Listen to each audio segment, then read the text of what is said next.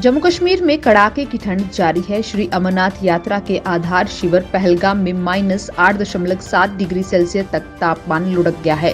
श्रीनगर में न्यूनतम तापमान लगातार दूसरे दिन भी -6 डिग्री सेल्सियस रिकॉर्ड हुआ है। हालांकि जम्मू जिला में न्यूनतम तापमान में हल्का सुधार आया है। यहां पर बीती रात न्यूनतम तापमान 2.8 डिग्री सेल्सियस दर्ज हुआ।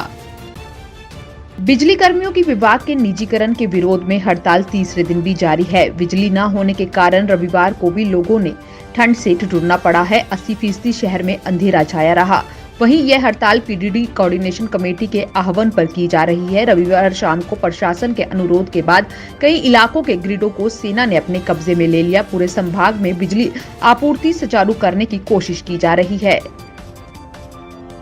जम्मू कश्मीर में कोरोना की रोकथाम के लिए जारी दिशा निर्देशों में कोई बदलाव नहीं किया गया है। पहले वाले नियम ही लागू करेंगे।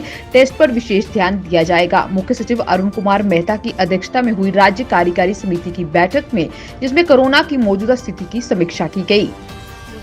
बीजेपुर में आज जम्मू कश्मीर में आगामी विधानसभा चुनाव के लिए सरपंच जोगेंद्र पाल शर्मा की अध्यक्षता में चुनाव समिति की सहमति से प्रमुख कार्यकर्ताओं, पंचों, ब्लॉक नूद, परमंडल, बड़ी ब्राह्मण और बीजेपुर के सरपंचों की एक महत्वपूर्ण बैठक हुई।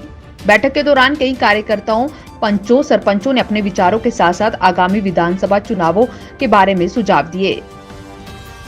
अंबाला लुधियाना रेल सेक्शन में नॉन इंटरलॉकिंग कार्य के चलते 22 दिसंबर से लेकर 26 दिसंबर तक रेल यातायात बाधित रहेगा। आदेश के तहत 23 से लेकर 24 दिसंबर को जम्मू मेल रद्द रहेगी। इसी तरीके से 24 और 26 दिसंबर को जम्मू से रवाना होने वाली मौर्य ध्वज को भी रद्द किया जा रहा है।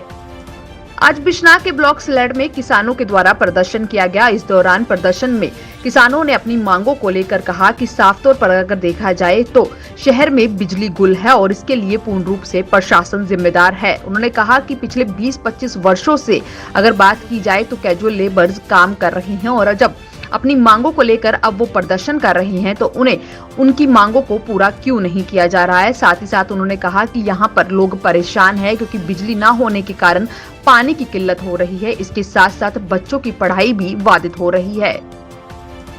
नई दिल्ली में सोमवार को यानी आज परिसीमन आयोग की बैठक पर सभी की नजरें टिकी हुई हैं। हालांकि इस बैठक में जम्मू कश्मीर के परिसीमन का अंतिम फैसला नहीं होगा, लेकिन यह प्रदेश के भावी राजनीतिक समीकरणों का संकेत जरूर देगी। सिर्फ बहुसंख्यक मुस्लिम समुदाय की भावनाओं को शोषण पर सियासी दुकान चलाने वाले सियासी दलों से लेकर 70 साल से राजनीतिक रूप से खुद को उपेक्षित महसूस करने वाले कश्मीरी पंडित, सिख, गुलाम कश्मीर के नागरिक, जनजातीय समूह सभी इसके परिणाम को लेकर अलग अलग कयास लगाए हुए हैं।